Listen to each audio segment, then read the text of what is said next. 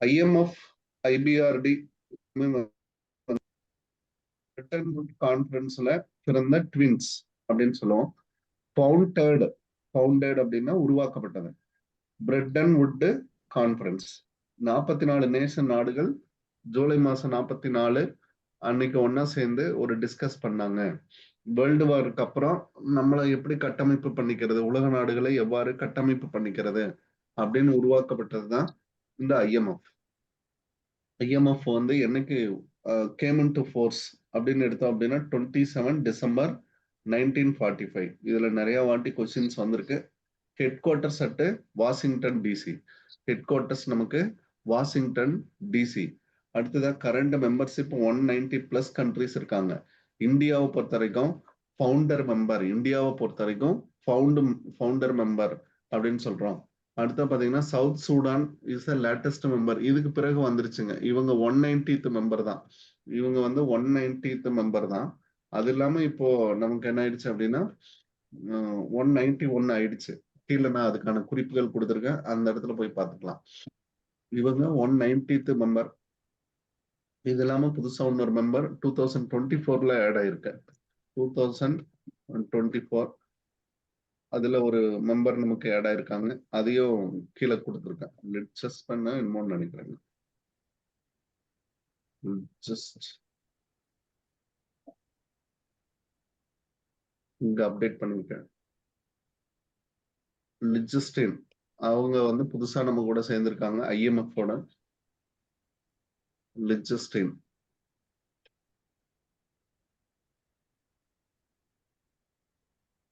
Okay, become the new member, 191th member, 191வது மெம்பரா கடைசியா நமக்கு ஜாயின் பண்ணியிருக்காங்க.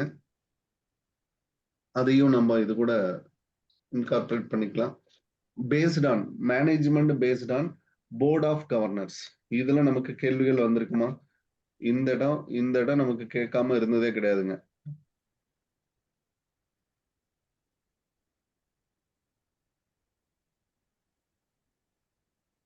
போர்ட் ஆஃப் கவர்னர்ஸ் இதை வந்து கேட்காம இருந்ததே கிடையாது.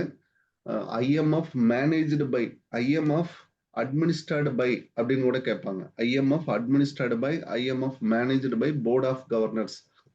அவங்க கையில ஒப்படைக்கப்பட்டிருக்கு. இங்க எல்லாமே பாத்தீங்கன்னா ஓட்டு 250 votes பிளஸ் இருந்தா 1 per STR நமக்கு கோட்டா கிடைக்கும். இது எல்லாமே பாத்தீங்கன்னா பேஸ்ட் ஆன் கோட்டா. இங்க ஆட்சி பொறுப்புக்கு வர அனைத்துமே பாத்தீங்கன்னா கோட்டாவுடைய அடிப்படையில் இருக்கும். இதே வந்து IBRD-ல இருக்கிறப்ப பாத்தீங்கன்னா ஓட்டிங் ரைட்ஸ் கேபிட்டல் கான்ட்ரிபியூஷன் அடிப்படையில் இருக்கும். இந்த ரெண்டுக்கும் டிஃபரன்ஸ் நல்லா புரிஞ்சுக்கோங்க. அதாவது IMF பொறுத்த வரைக்கும் பேஸ்ட் ஆன் கோட்டா. கோட்டா அப்படின்னு சொல்லப்படுறது நீங்க எந்த அளவுக்கு பயன்படுத்துறீங்க அப்படின்றத பொறுத்து. அப்ப இதை வச்சுதான் நமக்கு என்ன கிடைக்கும் அப்படின்னா ஓட்டிங் ரைட்ஸ் கிடைக்கும். ஓட்டிங் ரைட்ஸ் ஒரு மெம்பர் நேஷனுக்கு கிடைக்கும். ஓகே, ஓட்டிங் ரைட்ஸ் கிடைக்கும். அதே சமயம் IBRD பொறுத்த வரைக்கும் வேர்ல்டு பேங்க் அப்படின்னு சொல்றோம் இல்லைங்களா, இது வந்து கேபிட்டலை பொறுத்து கிடைக்கும். எந்த அளவுக்கு கேபிட்டல் பிளஸ் கேபிட்டல் நீங்க அதிகமா கொடுக்குறீங்களோ அந்த அளவுக்கு ஓட்டிங் ரைட்ஸ் உங்களுக்கு அதிகமா இருக்கும். ஓட்டிங் ரைட்ஸ் அதனால வளர்ந்த நாடுகள் எல்லாம் பாத்தீங்கன்னா கேபிட்டல் அதிகமா கான்ட்ரிபியூட் பண்ணுவாங்க IBRD-ல. அதனால அவங்களுடைய பங்களிப்பு அதிகமாக இருக்கும். அடுத்து based on each country quota. இங்க வந்துருச்சு பாருங்க, voting rights based on each country quota. ஒவ்வொரு கண்ட்ரியினுடைய கோட்டாவை பொறுத்துதான் அவங்களுக்கு ஓட்டிங் ரைட்ஸ் இருக்கு. இதெல்லாம் கேள்விகள்ல வந்ததுமா. இதுதான் எக்கனாமிக் ஸ்ட்ரென்த் அண்ட் ரிசர்வ் அப்படின்னு நம்ம சொல்றோம். அடுத்தது ரொம்ப முக்கியமானது IMF பொறுத்த வரைக்கும் special drawing rights. Special drawing rights தான் இவங்களுடைய கரன்சி. இதுதான் கரன்சி அப்படின்னு அர்த்தம். இது என்ன அப்படின்னா ஒரு வகையான கோல்டு ரிசர்வ் அசட் அப்படின்னு சொல்லலாம். எப்படி நம்ம கோல்டு எடுத்துக்கோமோ அதே மாதிரி ஒரு இன்டர்நேஷனல் ரிசர்வ் அசட் அப்படின்னு சொல்லலாம். SDR equal to international reserve asset. இது எல்லாம் நீங்க ஞாபகத்துல வச்சுக்கணும். International reserve asset. இப்ப நம்ம கிட்ட அந்நிய செலாவணி US டாலர், ஈரோ டாலர் வச்சிருக்கிற மாதிரி இன்டர்நேஷனல் ரிசர்வ் அசட்டின் கீழே SDR வச்சிருந்தாலும், ரிசர்வ் அசட் STR அப்படின்றத வச்சிருந்தாலும் அது இன்டர்நேஷனல் ரிசர்வ் அசெட்ல வரும். பிஓபி நம்ம பார்த்திருக்கோம். பேலன்ஸ் ஆஃப் பேமெண்ட் அப்படின்ற ஒண்ணு கண்டுபிடிக்கிறப்போ அதனுடைய ஸ்டேட்மெண்ட்ல பாருங்க, கடைசியில அபிஷியல் ரிசர்வ் அப்படின்னு ஒண்ணு வச்சிருப்போம். அபிஷியல் ரிசர்வை அட்ஜஸ்ட் பண்ணி தான் நம்ம என்ன செய்வோம், பிஓபிய டெபிசிட்டை குறைப்போம். அதாவது நம்ம கையில இருக்கக்கூடிய இருப்பு, ஆர்பிஐயின் கையில இருக்கக்கூடிய இருப்புக்கு பேரு நம்ம என்னன்னு சொல்லலாம், ரிசர்வ் அசெட் அப்படின்னு சொல்லலாம். இது எந்தெந்த வடிவில் இருக்கும் அப்படின்னா, யூஎஸ் டாலராகவோ, யூரோ டாலராகவோ, கோல்டாகவோ, அல்லது யூஎஸ் டாலர், அடுத்ததா பாத்தீங்கன்னா யூரோ டாலர், அடுத்த வேற கண்ட்ரினுடைய நாணயங்கள் எதனால் இருக்கலாம், அல்லது கோல்டாக இருக்கலாம், அல்லது எஸ்டிஆர் ஆக கூட இருக்கலாம். ஸ்பெஷல் டிராயிங் ரைட்ஸும் நம்ம கையில வச்சிருந்திருக்கலாம். நீங்க ஐஎம்எஃப்ல போய் கடன் வாங்குனீங்க அப்படின்னா ஐஎம்எஃப் உங்க கையில கொடுக்கறது எதை தான் கொடுப்பாங்க, எஸ்டிஆர் தான் கொடுப்பாங்க. எஸ்டிஆரை வச்சுக்கிட்டு நீங்க என்ன பண்ணிக்கலாம், ட்ரேட் பண்ணிக்கலாம். புரியுதாங்க? ஈக்குவல் டு நம்ம என்னன்னு சொல்றாங்க, இன்டர்நேஷனல் ரிசர்வ், கையிருப்பாக வைத்திருக்கக்கூடிய இன்டர்நேஷனல் ரிசர்வ் அப்படின்னு அர்த்தம். இது வந்து பேஸ்கெட் எப்படி இருக்கும் அப்படின்னா 5 கண்ட்ரினுடைய பேஸ்கெட்டாக இருக்கும். இவங்க சேர்ந்துதான் இந்த பேஸ்கெட்டை முடிவு செய்யறாங்க அப்படின்னு அர்த்தம். இந்த வேல்யூவை முடிவு செய்யறவங்க இந்த 5 கண்ட்ரி, 5 நாணயங்கள் அப்படின்னு நம்ம சொல்லலாம். US dollar, euro dollar, yen, pound sterling and renminbi. ரேன் மினிபைங்கிறது யாருடைய நாணயம்? ரேன் மினிபை சைனாவோட நாணயம். ஓகே. பவுண்ட் ஸ்டெர்லிங் அப்படின்றது யூகேவோட நாணயம். என்னங்கிறது ஜப்பானுடைய நாணயம். ஈரோங்கிறது நமக்கே தெரியும் இல்லையா? இந்த நாணயங்கள் வைத்திருந்தால் கூட அது இன்டர்நேஷனல் ரிசர்வ் அப்படின்ற கேட்டகரியில தான் வரும்.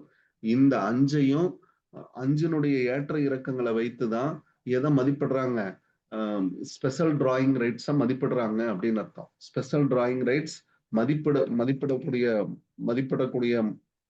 மதிப்பிடப்படுகிறது அப்படின்னா அது இந்த 5 கண்ட்ரினுடைய நாணயங்கள், 5 நாணயங்கள் அடிப்படையில் அப்படின்னு சொல்லுவாங்க. நாணய மதிப்பினுடைய அடிப்படையில தான் ஃபாலோ பண்றாங்க. ஓகே. இவங்களோட பினான்சியல் இயர் ஏப்ரல் கிடையாது, நல்லா புரிஞ்சுக்கோங்க. இவங்களோட பினான்சியல் இயர் மே 1 இருந்து ஏப்ரல் 30 வரைக்கும். மேல இருந்து ஏப்ரல், நல்லா புரிஞ்சுக்கோங்க. இவங்களோட பினான்சியல் இயர் ஐஎம்எஃப் இப்படிதான் எடுத்துப்பாங்க. அடுத்தது இவங்களோட ஃபங்க்ஷன்ஸ் என்ன? ஷார்ட் டேர்ம் கிரெடிட், இதை மட்டும் மறந்தே விடாதீங்க. அதாவது ஐஎம்எஃப் ப்ரொவைட் பண்ற எல்லாமே பாத்தீங்கன்னா ஷார்ட் டேர்ம் லோன்ஸ்.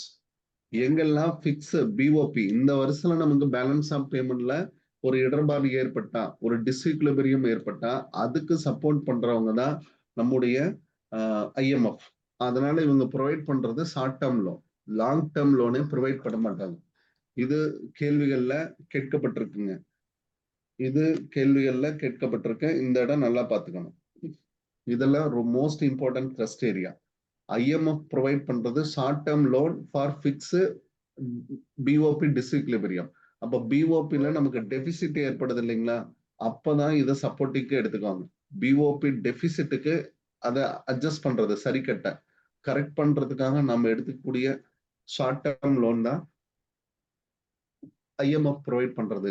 அடுத்தது இவங்க எக்ஸ்டெண்டா கொடுக்கறது அப்படின்னு பாத்தீங்கன்னா இதெல்லாம் டீடைல்டா நம்ம கொடுத்துருப்போம், எக்கனாமிக்ஸ் புக்ல இருக்கும். இது வந்து பாத்தீங்கன்னா +2 எக்கனாமிக்ஸ் புக்ல இருக்கும்.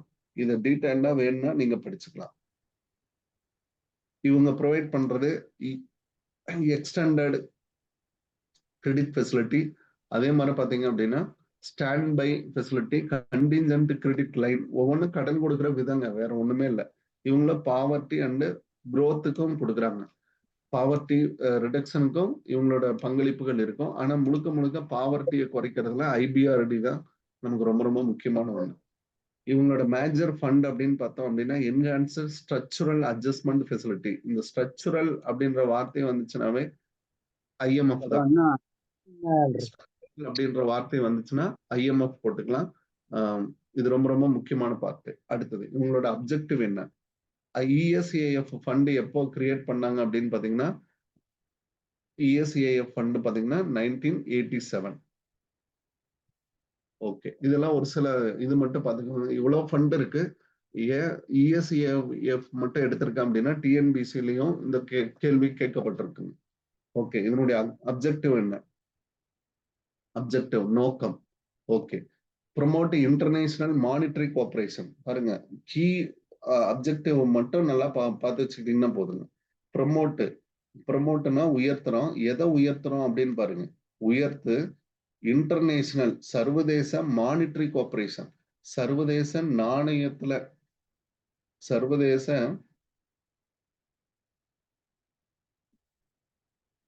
நாணய கூட்டமைப்பு, நாணய கூட்டமைப்பை கொண்டு வர்றது. அப்போ ஒரு கோஆபரேஷன், ஒரு ஒருங்கிணைப்பை கொண்டு வர்றது. அப்போ ஒருங்கிணைப்பு கொண்டு வந்தா மட்டும்தான் நம்ம என்ன செய்ய முடியும், ட்ரேடை வந்து ஊக்குவிக்க முடியும். அடுத்துதான் அப்ப என்ன ஆகும், பேலன்ஸ்டு ட்ரேடு நமக்கு கிடைக்கும். பேலன்ஸ்டு ட்ரேடை நம்ம உருவாக்க முடியும். அடுத்துதான் பாத்தீங்கன்னா எக்ஸ்சேஞ்ச் ரேட் ஸ்டெபிலிட்டி. ஒரே வார்த்தையில முடிச்சுட்டு பாருங்க. எக்ஸ்சேஞ்ச் ரேட் ஸ்டெபிலிட்டி வரும்.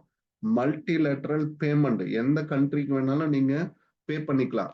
அது அதனுடைய இது என்ன அப்படின்னு பாத்தீங்கன்னா எஸ்டிஆர் மூலமா நீங்க எந்த கண்ட்ரில வேணாலும் நீங்க இதை பேமெண்டா பண்ணிக்கலாம். இப்ப ஜப்பானுக்கு எந்த கடன் கொடுக்கணும் அப்படின்ற அவசியம் இல்லை, எஸ்டிஆரா கொடுத்துடலாம். இந்த 5 கண்ட்ரில நீங்க கடன் வாங்கணும் அப்படின்னா IMF த்ரூல தான் நீங்க கடனே வாங்கியாகணும். மெம்பர் கண்ட்ரிஸ்க்கு சப்போர்ட் பண்றதுல IMF தான் நம்பர் 1. இதுல பாருங்க, assist country in BOP issue. நினைவுலயே இருக்கணுங்க, IMF அப்படின்னு வந்தாவே இவ்வளவுதாங்க. BOP இஸ்யூ பேஸ்ட் ஆன் நம்ம என்ன சொல்லிடலாம், ட்ரேடு இம்பேலன்ஸ். வர்த்தகத்துல ஒரு இம்பேலன்ஸ் ஏற்பட்டுச்சு அப்படின்னா இவங்க வந்துருவாங்க, IMF. Okay, got it. இது வரைக்கும் IMF பத்தி பேசியிருக்கோம். இதுல ஏதாவது டவுட்ஸ் இருந்தா சொல்லுங்க, வேற ஏதாவது விட்டு போயிருந்தாலும் சொல்லுங்க. IMFல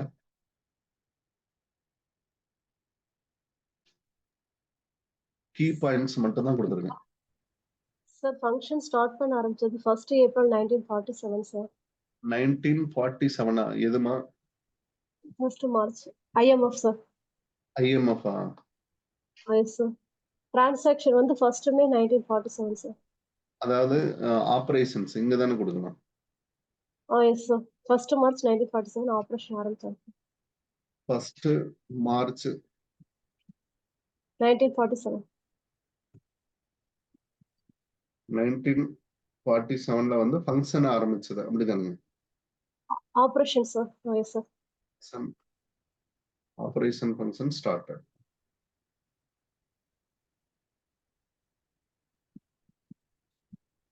ஓகே, வேற ஏதாவது இருக்குமா அதுல? டிரான்சாக்ஷன் வந்து 1st May 1947 sir. First transaction 1st May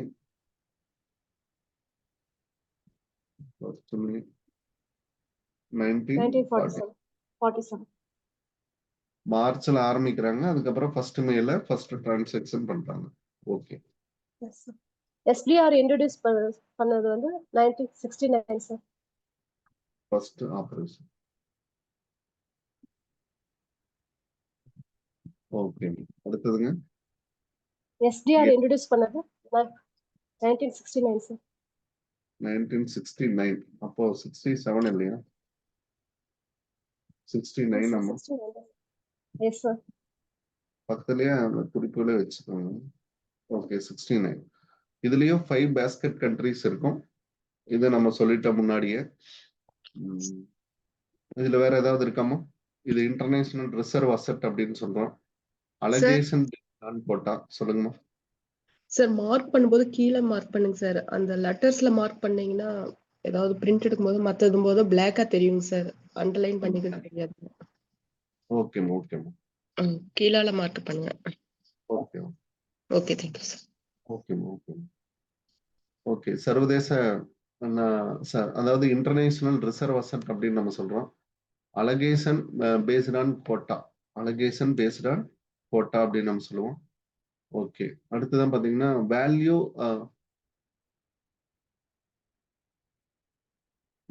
for reviewed. Value எப்படி ரிவ்யூ பண்ணுவாங்க, எத்தனை வருடங்களுக்கு ஒரு வாட்டி அப்படின்னா எவ்ரி 5 இயர்ஸ்.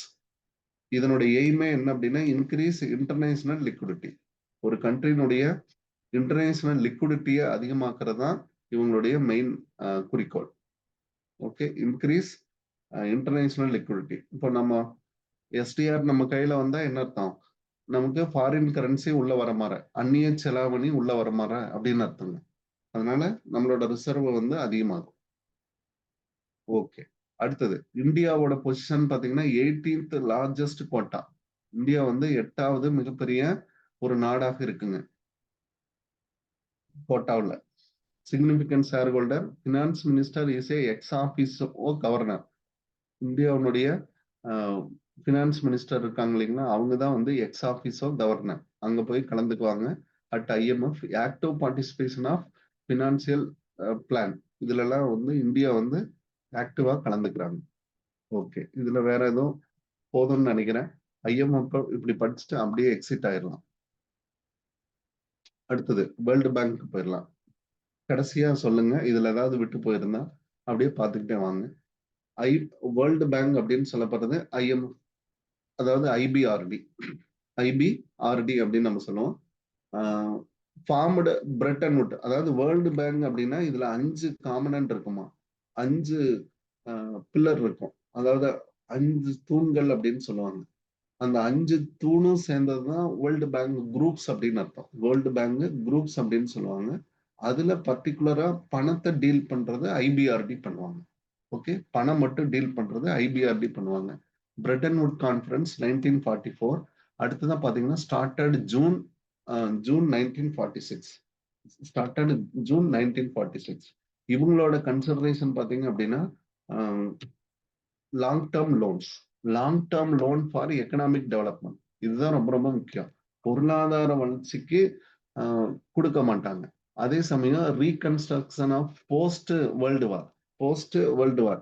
இதே வந்து இதுல இன்னொரு லோன் இருக்கும், அதாவது லாங் டேர்ம்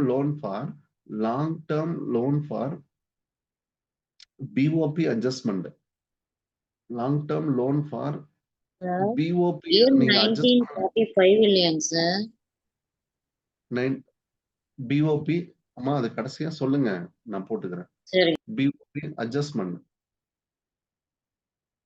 நீங்க பிஓபி அட்ஜஸ்ட்மெண்ட் பண்றதுல ஷார்ட் டேர்ம் வேணும்னா ஐஎம்எஃப் போகணும். இதே பண்ணவே முடியல சார், கட்டமைப்பு வந்து எனக்கு டெபிசிட் தொடர்ந்து போயிட்டே இருக்கு, என்னுடைய நாட்டை வந்து நான் வந்து டெபிசிட்ல இருந்து குறைச்சுக்கிறேன் அப்படின்னா, அப்ப நீங்க லாங் டேர்ம் லோனுக்கு போனீங்க அப்படின்னா அப்ப ஐபிஆர்டி உங்களுக்கு ஹெல்ப் பண்ணும். ஓகே, இதெல்லாம் பாருங்க. போஸ்ட், அதாவது போருக்கு பிறகு ஏற்படக்கூடிய ரீகன்ஸ்ட்ரக்ஷன், இவங்க தான் எடுத்துக்கிறாங்க. அடுத்ததான் மோஸ்ட்லி பாத்தீங்கன்னா எக்கனாமிக் டெவலப்மெண்ட்டுக்கு தான் கொடுப்பாங்க. Headquarters Washington DC. 5 institution சேர்ந்ததுதான் குரூப் இல்லையா, ஐபிஆர்டி. விளக்கம் நல்லா பார்த்துக்கோங்க. International bank for reconstruction and development. இது வந்து வங்கிங்க. அடுத்தது டெவலப்மெண்ட் ஏஜென்சி அசோசியேஷன், ஐடிஏ. இவங்க வந்து ரொம்ப முக்கியமான ஒரு ரோலுங்க. International trade association. இவங்க தான் வளர்ச்சியை பத்தி யோசிக்கிறவங்க. வளர்ச்சி எங்கெங்கெல்லாம் கட்டமைப்பு வளர்ச்சி தேவை அப்படின்றத யோசிக்கிறவங்க. அப்ப இவங்க கீழே தான் டெவலப்மெண்ட் அப்படின்றதே வரும். கட்டமைப்பு பத்தி சொல்றவங்க. அடுத்ததான் ஐஎஃப்சி, இன்டர்நேஷனல் ஃபைனான்ஸ் கார்பரேஷன். இவங்களும் நிதி உதவி தான்.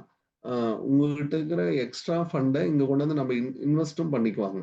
சில கண்ட்ரிஸ் எல்லாம் பாத்தீங்கன்னா அவங்களோட ஃபண்டை வந்து இங்க கொடுத்துருவாங்க. எக்ஸ்ட்ரா இருக்கக்கூடிய ஃபண்டை, எக்ஸ்ட்ரா பிஓபி கிடைச்சது அப்படின்னா கூட இன்வெஸ்ட் இன் ஐஎஃப்சில பண்ணிக்குவாங்க. அடுத்தது மல்டிலேட்டரல் இன்வெஸ்ட்மெண்ட் கேரண்டி ஏஜென்சி. இவங்களும் இன்வெஸ்ட்மெண்ட் தான். எல்லாமே பாருங்க நிதி அடிப்படையில் இருக்கும். ஐசிஎஸ்ஐடி அப்படின்றது international centre for settlement and investment dispute.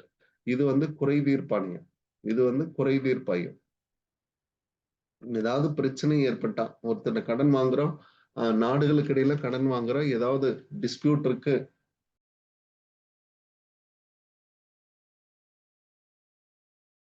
அந்த டிஸ்பியூட்டை செட்டில் பண்ணக்கூடிய ஒரே ஏஜென்சி அப்படின்னா ஐசிஎஸ்ஐடி. இதுல 4லையுமே இந்தியா வந்து மெம்பரா இருக்கும்.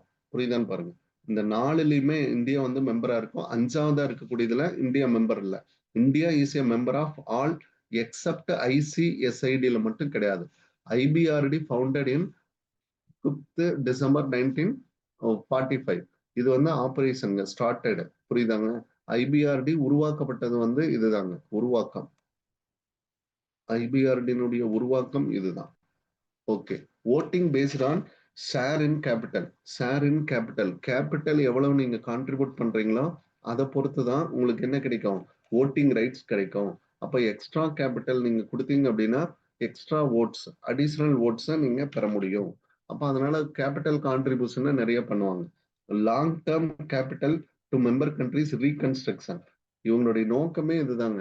இவங்களுடைய நோக்கமே லாங் டேர்ம் லோன்ஸை ப்ரொவைட் பண்ணி மெம்பர் கண்ட்ரியை என்ன பண்றது, எக்கனாமிக் டெவலப்மெண்ட்டை கொண்டு வர்றது. அடுத்துதான் promote balanced development of international trade. International ட்ரேடில் ஒரு பேலன்ஸ்டு டெவலப்மெண்ட்டை கொண்டு வர்றது. இதுல தான் வந்து long term loan provided for BOP adjustment. BOP அட்ஜஸ்ட்மெண்ட்டுக்கு செகண்ட் ஃபங்க்ஷனுடைய அடிப்படையில் தான் இவங்க ப்ரொவைட் பண்ணுவாங்க.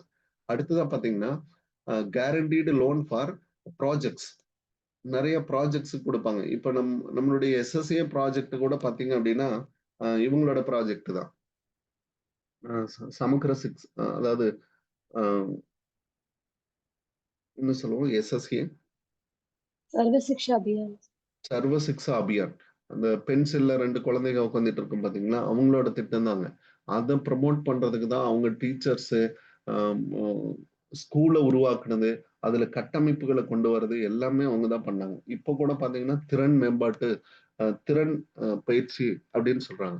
அந்த திறன் பயிற்சிகளும் பாத்தீங்கன்னா வேர்ல்டு பேங்க் தான் நிறைய ஃபண்ட் கொடுக்குது கட்டமைப்புகளை உருவாக்குறதுக்கு. டிரான்சாக்சன் எக்கனாமிக்ஸ் பீஸ் வார், மொத்தம் அமைதியை உருவாக்கணும். வாரில் இருந்து அமைதியை உருவாக்கணும்னா நீங்க இங்கதான் போய் கடன் வாங்கணும்.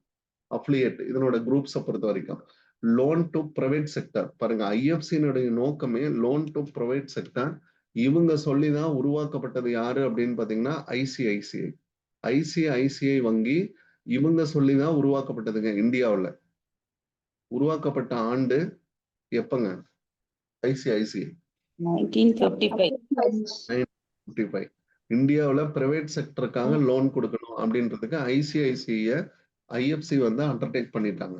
Private sector without government guarantee. பாருங்க, கவர்மெண்ட் கேரண்டியே இல்லைன்னா கூட என்ன பண்ணுவாங்க, இவங்க ப்ரொவைட் பண்ணுவாங்க. இதுதான் இவங்களுடைய நோக்கம்.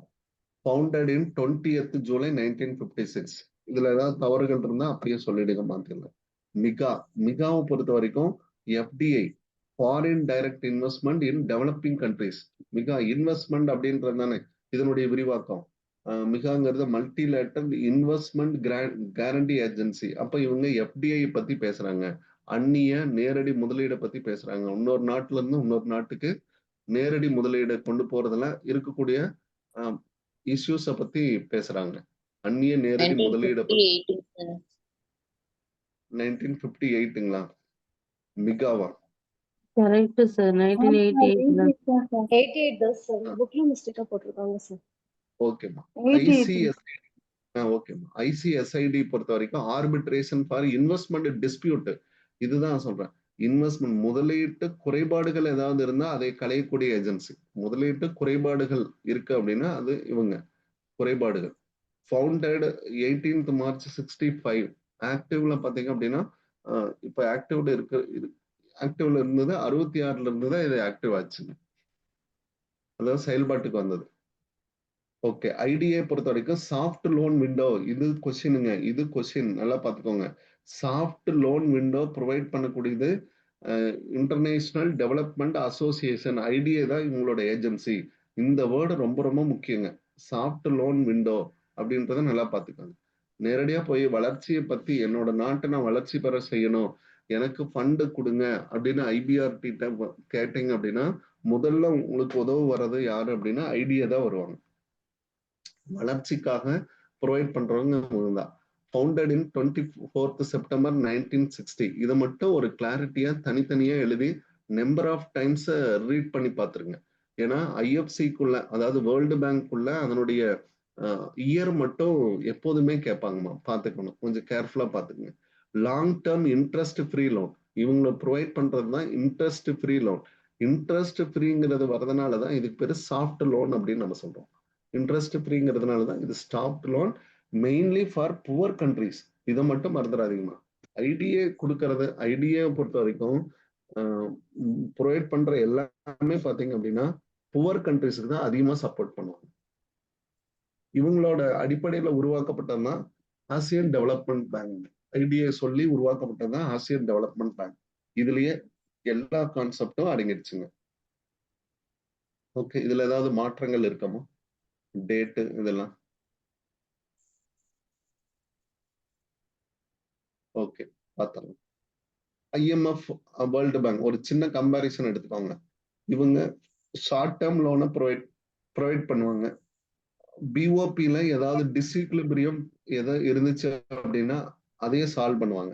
டிஸ்இக்லிபிரியம் இங்க பொறுத்த வரைக்கும் லாங் டேர்ம் லோன் தான் ப்ரொவைட் பண்ணுவாங்க. ஐபிஆர்டி பொறுத்த வரைக்கும் லாங் டேர்ம் லோன். அதுல ஐடிஏவை பொறுத்த வரைக்கும் ஐடிஏ வந்துச்சுன்னா சாஃப்ட் லோனை ப்ரொவைட் பண்றது ஐடிஏ. அதாவது இன்ட்ரெஸ்ட் ஃப்ரீ லோன் அப்படின்னு அர்த்தம். இன்ட்ரெஸ்ட் ஃப்ரீ லோன் அதையும் நீங்க மனசுல வச்சுக்கோங்க. இதனுடைய அப்ஜெக்டிவ் மானிட்டரி கோஆபரேஷனை உண்டாக்குறது. இன்டர்நேஷனலா நீங்க நாணயத்துல ஒரு கூட்டம், அதாவது ஒரு ஒருங்கிணைப்பை உண்டாக்குறது, ஒரு ஸ்டெபிலிட்டியை உண்டாக்குறது அப்படின்னு அர்த்தம். செகண்ட் பாத்தீங்க அப்படின்னா எக்கனாமிக் டெவலப்மெண்ட், பாவர்ட்டி ரிடக்ஷன் இவங்க கையில தான் இருக்கும். பாவர்ட்டி ரிடக்ஷன் பாத்தீங்கன்னா முழுக்க முழுக்க இவங்க கையில தான் இருக்கும். சார் இது பொருளாதார வளர்ச்சின்னா இங்க நாணயத்துல வளர்ச்சியை பெறணும், மானிட்டரியில ஒரு கோஆபரேஷனை உண்டாக்கணும் அப்படின்னா அது IMF-க்கு போயிடணும். அடுத்து மெம்பர்ஷிப்ல பாத்தீங்கன்னா 191 கண்ட்ரிஸ் இருக்கு. இங்க பாத்தீங்க அப்படின்னா பிரசன்ட்லி 189 தான் இருக்கு. நியரஸ்ட் 119 ஞாபகத்துல வச்சுக்கோங்க போதும். ஓகே, 189 தான் இருக்கு வேர்ல்டு பேங்க்ல. லிட்ஜஸ்டின் அப்படின்ற அதான் கடைசியா சேர்ந்தது. அடுத்து voting rights based on quota based economic strength. இதுல பாத்தீங்கன்னா கேபிட்டல் பேஸ்ல தான் ஓட்டிங் ரைட்ஸ் இருக்கும். ஹெட் குவார்ட்டர்ஸ் ரெண்டுமே ஒண்ணுதான், வாஷிங்டன் DC. அடுத்தது பாத்தீங்கன்னா கீ இன்ஸ்ட்ருமெண்ட். இங்க பாத்தீங்க அப்படின்னா ஸ்பெஷல் டிராயிங் ரைட்ஸ். இங்க வந்து லோனு கிராண்ட்ஸ் அப்படின்னு தான் கொடுப்பாங்க. லோன் தான் ப்ரொவைட் பண்ணுவாங்க. இந்தியாவோட ஸ்டேட்டஸ் பாத்தீங்க அப்படின்னா ஃபவுண்டர் மெம்பர், நம்ம கையில மேஜர் கோட்டாவை வச்சிருக்கோம். 8th லார்ஜஸ்ட் கோட்டா நம்மள்கிட்ட, 8th லார்ஜஸ்ட்ல நம்ம இருக்கோம். ஃபவுண்டர் மெம்பர், நாம தான் அதிகமா கடன் வாங்கியிருக்கோம். புரியுதாங்க? IMF IBRD-ல மேஜர் பாரோவர் நாம வந்து கேபிட்டல் கான்ட்ரிபியூட்டர் கிடையாது. It should be a major borrower. கடன் அதிகமா வாங்கியிருக்கோம். ஓகே, இதுல வேற ஏதாவது தேவைப்படுதாமா? அடுத்ததுக்கு போயிடலாங்களா? இப்போ ஒரு கிளாரிட்டி கிடைக்குதுங்களா IMF-க்கும் IBRD-க்கும்? சார் ஓகேம்மா. இப்போ நெக்ஸ்ட் ஆசியன் டெவலப்மெண்ட் பேங்க் இதெல்லாம் நம்ம பார்த்தோம். ஆசியன் டெவலப்மெண்ட் வாட் அண்ட் மட்டும் படிச்சுட்டு நகர்ந்து போயிடுங்க. ரொம்ப உள்ள போய் டீப் இன்சைட் பண்ணாதீங்க. இப்ப டைம் கிடையாது நமக்கு.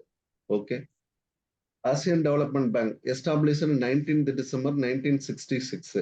பிலிப்பைன்ஸ் மணிலா தான் இதனுடைய ஹெட் குவார்ட்டர்ஸ். 1st January 1967ல ஸ்டார்டட். பாருங்க, 66ல ஆரம்பிக்கிறாங்க. ஆரம்பிச்சு 1st January 67ல உருவாக்கிட்டாங்க. இதை உருவாக்க காரணமாக இருந்தது இக்காஃபி ரெக்கமெண்டேஷன். இது என்ன அப்படின்னா ஒரு டெவலப்மெண்ட் பேங்க். எப்படி IBRD குரூப், அதாவது வேர்ல்டு பேங்கினுடைய ரெக்கமெண்டேஷன் அப்படின்னு சொல்லுவோம். வேர்ல்டு பேங்கினுடைய ரெக்கமெண்டேஷன் அதனால உருவாக்கப்பட்டது. சார் இந்த சைடு நிறைய நாடுகள் இருக்காங்க, அங்க வந்து ஃபண்டு போய் சேராது, அதனால இந்த ஒரு வளர்ச்சி வங்கியை நீங்க அங்க கொடுங்க அப்படின்னு சொல்லி உருவாக்குனது. இதுவும் பாத்தீங்க அப்படின்னா வேர்ல்டு பேங்க் என்ன சொல்லுதோ அதை தான் செய்யும். Purpose accelerate social economic development. Asia Pacific மட்டும் ஒரு வேர்ல்டு பேங்க் அப்படின்னா இதுதான். ஆசியா பசிபிக்னுடைய வேர்ல்டு பேங்க் அப்படின்னா இங்கேயே நம்ம டீல் பண்ணிக்கலாம், நீ அவ்வளவு தூரம் வர தேவையில்லை, இங்கேயே உன்னுடைய பிரச்சனைகளை தீர்வு கண்டுபிடிச்சுக்கோ, அங்கேயே வளர்ச்சிகளுக்கான நிதிகளை நாங்க அளிக்கிறோம் அப்படின்னு சொல்லி உருவாக்குனதா, ஆசியாவுக்காக உருவாக்குனதா ஆசியன் டெவலப்மெண்ட் பேங்க். புரியுதாங்க? செப்பரேட் பண்ணி கொடுத்தாங்க ஒரு பகுதியை. அப்போ பினான்சியல் டெக்னிக்கல் அசிஸ்டன்ஸ் இவங்களோட சர்வீசஸ், பினான்சியல் டெக்னிக்கல் அசிஸ்டன்ஸ். அடுத்ததா பாத்தீங்கன்னா பாவர்ட்டி ரிடக்ஷன். பாத்தீங்களா, பாவர்ட்டி ரிடக்ஷன் எங்க இருக்கும்? மோஸ்ட்லி பாத்தீங்க அப்படின்னா IBRD-னுடைய செயல்பாடு. அதே மாதிரி இன்ஃப்ராஸ்ட்ரக்சர் அப்படின்றது IBRD-னுடைய செயல்பாடு. அப்ப இது எல்லாமே பாத்தீங்கன்னா வேர்ல்டு பேங்க் செய்யக்கூடியத த்ரூ ஆசியன் டெவலப்மெண்ட் பேங்க் வழியா நமக்கு வரும். இங்கேயும் பாத்தீங்கன்னா உச்சபட்ச அதிகாரம் யார் கையில இருக்கும் அப்படின்னா போர்ட் ஆஃப் கவர்னர்ஸ் இருக்கும். ஓகே, இந்த ரெக்கமெண்டேஷன் மட்டும் பாத்துக்கோங்கம்மா. இது மட்டும் புதுசா இருக்கும். நான் இது என்ன அப்படின்னா ஒரு கொஸ்டின்ல இருக்கிறத அப்படியே எடுத்துட்டு வந்தேங்க. ஓகே, அடுத்ததா ரெகுலேட்டரி பாடி. ரெகுலேட்டரியில WTO இந்த ரெண்டையும் ஒரு குரூப்பா வைக்கிறான். World trade organisation. இதுக்கு வந்து காட்டுங்கிறது ஒப்பந்தம். அதாவது உலக நாடுகள் எல்லாம் சேர்ந்து என்ன செஞ்சாங்க அப்படின்னா ஒரு வணிகத்திற்கான ஒப்பந்தம் வேணும் அப்படின்னு சொல்லி காட் அப்படின்ற ஒரு ஒப்பந்தத்தை உருவாக்குறாங்க. காட்டுங்கிறது ஒப்பந்தம், நல்லா புரிஞ்சுக்கோங்க.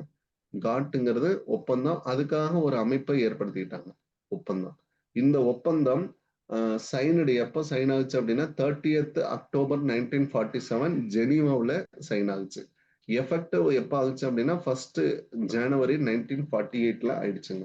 காட் அபாலிஷ் பண்ணிட்டு 1994 அதாவது 1994 December 12 நம்ம நீக்கிட்டு 1st January இருந்து நம்ம என்னவா எடுத்துக்கிட்டோம் அப்படின்னா WTO மாத்தியாச்சு, வேர்ல்டு ட்ரேட் ஆர்கனைசேஷன். இந்த பார்ட் நமக்கு ரொம்ப ரொம்ப முக்கியம். ஓகே, இதுல நிறைய கேள்விகள் வந்துருச்சு. நீக்கப்பட்ட நாள் பார்த்துக்கோங்க 12th December 1994. அதுல அபாலிஷ்டுனா நீக்கம், காட்டுங்கிறத நீக்கியாச்சு. ஓகே, கடைசியா நடந்த அதாவது காட்டினுடைய எல்லாமே கேட்பாங்க. மாநாடுகள் அப்படின்னு சொல்லி ஒரு பாக்ஸே போட்டிருப்போம். காட்டினுடைய கான்ஃபரன்ஸ் இல்லையாங்க, மாநாடு. கடைசியா எந்த மாநாட்டுல இது அபாலிஷ் ஆகுச்சு? கடைசி மாநாடு எதுங்க? Uruguay round. உருகுவே ரவுண்ட் அப்படின்னு இருக்கும். எல்லா ரவுண்டையுமே பாத்துருங்கம்மா. எல்லா ரவுண்டுமே நமக்கு ரொம்ப ரொம்ப முக்கியம். காட்டுங்கிறது உருகுவே ரவுண்ட்ல தான் எண்டுக்கு வந்துச்சு. சரி, ஃபர்ஸ்ட் ரவுண்டு எங்க நடந்துச்சுங்க? புக்ஸ் நோட்ஸ் எடுத்து பாருங்க, அதுல இருக்கும்.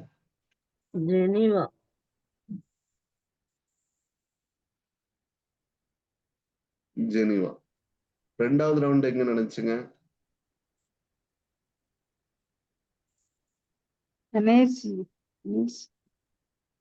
எதுங்க? அந்த பாக்ஸ் மாதிரியே கொடுத்துருக்குமா, இருக்கா இல்லையா?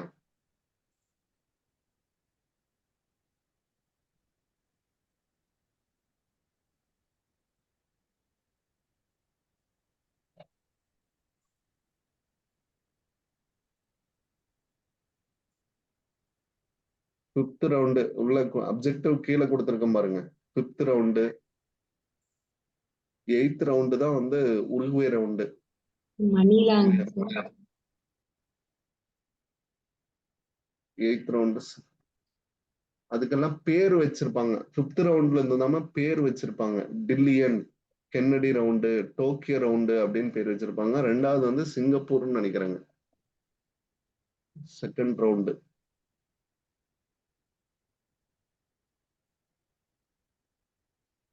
ஓகே, இது மட்டும் ஒரு நோட்டபிள் தனியா எடுத்து பாத்துருங்க.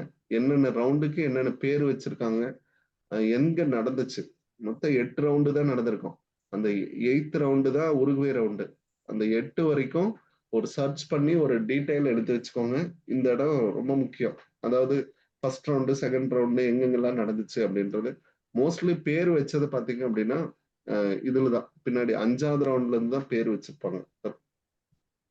ட்ரில்லியன் இந்த மாதிரி எல்லாம் பேர் வச்சிருப்பாங்க. இது நல்லா பாத்துக்கோங்க. Head quarters Geneva at Switzerland. Member countries பாத்தீங்க அப்படின்னா 2016 வரைக்கும் தான் கொடுத்துருக்கோம். 164 கண்ட்ரிஸ். பிரசன்ட்ல எவ்வளவு இருக்குன்ட்டு நீங்க அப்டேட் பண்ணிக்கோங்க மாதிரி. இந்தியா பொறுத்த அளவுக்கு ஃபவுண்டிங் மெம்பர். இதனுடைய நோக்கம் என்ன அப்படின்னா reduce tariff and trade barriers. Tariff and trade பேரியர்ஸை குறைக்கிறது. அதாவது தடைகள், வர்த்தக வரி மற்றும் தடைகளை குறைக்கிறது. தடைகளை குறைக்கிற வேலையை தான் WTO செய்யுது. ப்ரொமோட் சஸ்டைனபிள் டெவலப்மெண்ட், நீடித்த வளர்ச்சிக்கு வாய்ப்பு கொடுக்குது. நீடித்த வளர்ச்சி. Create employment. ஏன்னா வர்த்தகம் அதிகமாச்சுன்னா வர்த்தகத்தின் மூலம் நம்ம என்ன பண்ண முடியும், வேலை வாய்ப்பை உருவாக்க முடியும். வேலை வாய்ப்பை உருவாக்கலாம். அதுக்கு ரொம்ப ஹெல்ப்ஃபுல்லா இருக்கு. Rice living standards. பாருங்க, வாழ்க்கை தரத்தை உயர்த்துவது, வாழ்க்கை தரத்தை உயர்த்துறதுக்கு ஹெல்ப் பண்ணுது. வாழ்க்கை தரம் உயர்த்துவதற்கு இதெல்லாம் பாத்துக்கோங்க. அங்க இருக்கிறத விட இது வந்து ரொம்ப யுனிக்குவா இருக்கும். அப்ஜெக்டிவ்ஸ் பார்த்தே கண்டுபிடிச்சிடலாம். இதுல எந்த அப்ஜெக்டிவ் WTO இல்லைன்னு கேட்பாங்க. இதுல எந்த அப்ஜெக்டிவ் IMF இல்லை அப்படின்னு கேட்பாங்க. IMF பொறுத்த வரைக்கும் மானிட்டரி கோஆபரேஷன் தான் அவங்களோட நோக்கம். அடுத்ததான் பாத்தீங்கன்னா ஷார்ட் டேர்ம் லோனை ப்ரொவைட் பண்ணுவாங்க. BOPல ஏற்படக்கூடிய பிரச்சனைகளை சால்வ் பண்ணுவாங்க. IBRD வேர்ல்டு பேங்க் எடுத்துட்டீங்கன்னா லாங் டேர்ம் அசிஸ்டன்ஸை ப்ரொவைட் பண்றவங்க. WTO இவங்க லோன் எல்லாம் ப்ரொவைட் பண்ண மாட்டாங்க. இவங்க வர்த்தக தடைகளை குறைக்கிறதுக்கு ஹெல்ப் பண்ணுவாங்க. நாடுகளுக்கு இடையே ஒரு வளர்ச்சி வேணும் அப்படின்றதுக்காக அந்த வளர்ச்சியை நீடிக்கக்கூடிய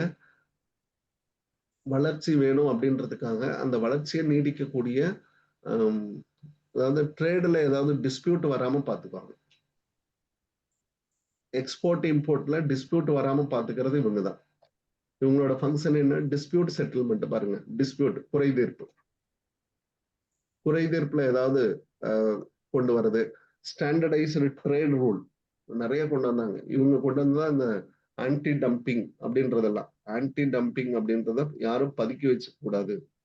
ஆன்டி டம்பிங் ஏதாவது ஒரு பொருள் இன்டர்நேஷனலா வந்து அக்செப்டன்ஸ் குளோபலி டிமாண்ட் இருக்கு அப்படின்னா அந்த குளோபலி டிமாண்ட் இருக்கக்கூடிய ஒரு பொருளை வந்து பதுக்கி வைக்க கூடாது. அந்த அடிப்படையில தான் பாத்தீங்கன்னா இந்த கோவிட் டயத்துல எல்லாம் கூட மெடிசனை வந்து நிறைய கண்ட்ரி வந்து பதுக்கி வச்சாங்க. அப்ப WTO நிறைய இம்போஸ் பண்ணாங்க. அவங்க மேல வந்து பனிஷபிள் ஆக்ஷன் எல்லாம் கொடுத்தாங்க, ஃபைன் எல்லாம் இம்போஸ் பண்ணாங்க. ஆனா இந்தியா மட்டும்தான் மருந்து தயாரிச்சு உலக நாடுகளுக்கே கொடுத்தாங்க. அப்போ இது ஏன் வர அப்படின்னா அவங்க தேர் வாட்சிங் that entire operation, trade operations ஃபுல்லா உலக நாடுகளையே பார்த்துட்டு இருப்பாங்க WTO. அடுத்துதான் ஜாயிண்ட் செஷன் அண்ட் மீட்டிங். தொடர்ந்து மீட்டிங் நடந்துகிட்டே இருக்கும். அந்த மீட்டிங்ல நிறைய லிபரலைசேஷன் கொடுத்துக்கிட்டே இருப்பாங்க. சூப்பர்வைஸ் அக்ரிமெண்ட், காட்ஸ், ட்ரிம்ஸ் இதெல்லாம் இன்வெஸ்ட்மெண்ட் ரிலேட்டட் மெஷர். இதை வந்து நீக்கிட்டாங்க. ட்ரிம்ஸ் இன்வெஸ்ட்மெண்ட் ரிலேட்டட் மெஷர்ஸ் வந்து இதன் கீழே கொண்டு வராம தனியா எடுத்துட்டாங்க. அதனால ட்ரிப்ஸ் மட்டும்தான் இங்க இருக்கும். Highest authority ministerial conference every 3 years. இது கேள்விகளா வருவதற்கும் ரொம்ப முக்கியத்துவம் உண்டு. Daily operation managed by general council தான் ரெகுலர் ஆபரேஷன்ஸா ஃபாலோ பண்றாங்க. ஓகே, அடுத்ததா கீ அக்ரிமெண்ட்டை பொறுத்த வரைக்கும் இதுதான் ஃபர்ஸ்ட் உதயமான ஒரு ஒப்பந்தம். இதுல ஜெனரல் ரூல்ஸ் அப்படின்னு சொல்லுவோம். Special agreements for non tariff barrier. அதாவது தடைகள், கோட்டாவை வந்து எப்படி நம்ம ரிமூவ் பண்றது அப்படின்றத பேசுச்சுங்க. டெக்ஸ்டைல் அண்ட் கிளாத்திங் பொறுத்தவரைக்கும் ரிமூவ் கோட்டா ரெஸ்ட்ரிக்ஷன். டெவலப்பிங் கண்ட்ரீஸுக்கு கோட்டா ரிமூவல் கொடுத்தது யாரு அப்படின்னு பாத்தீங்க அப்படின்னா WTO தான். இதெல்லாம் WTO-னுடைய அங்கீகாரம் தான். அக்ரிகல்ச்சருக்கு free fair trade, residue subsidies, customs, green standard எல்லாமே இவங்க கொண்டு வந்தாங்க. கஸ்டம்ஸ் டியூட்டிஸ், அதாவது அக்ரிகல்ச்சருக்கு விதிக்காதீங்க, அவங்களோட ப்ராடக்ட் எல்லாம் ஃப்ரீயா டிரான்ஸ்ஃபர் பண்ணுங்க அப்படின்னு எல்லாம் நிறைய ரூல்ஸ் பண்ணியிருக்காங்க. அதனால பாத்தீங்கன்னா free flow of agricultural goods வந்து நிறைய நாடுகளுக்கு போய் சேர்றதுக்கு மிக முக்கியத்துவமாக இருந்தது. அடுத்ததான் காட்ஸ் அப்படின்றத பொறுத்தளவுக்கு ட்ரேட் ஆஃப் சர்வீசஸ். அதாவது இதுல 2 எடுத்துக்கோங்கம்மா. Trade off goods. அப்படின்னா கூட்ஸை பத்தி பேசும். GATS அப்படின்னா சர்வீஸை பத்தி மட்டும் பேசும். ஓகே, இப்படி நினைவுல வச்சுக்கிட்டீங்கன்னா சரியா போச்சுங்க. இது ஒப்பந்தம். இந்த ஒப்பந்தம் அப்படின்னா கூட்ஸை பத்தி பேசும். எப்படி ஒரு நாட்டுல இருந்து இன்னொரு நாட்டுக்கு போகணும் அப்படின்றத பேசும். காட்ஸ்ங்கிறது சர்வீசஸ் பத்தி பேசும். அவ்வளவுதான். Enforce most favoured nation. இது எல்லாமே இங்க நம்ம கொண்டு வரோம். MFN மோஸ்ட் ஃபேவர்டு நேஷன் அப்படின்னு சொல்றது. MFNனா மோஸ்ட், யாருக்கு வந்து நம்ம கொடுப்போம் service, most favoured nation.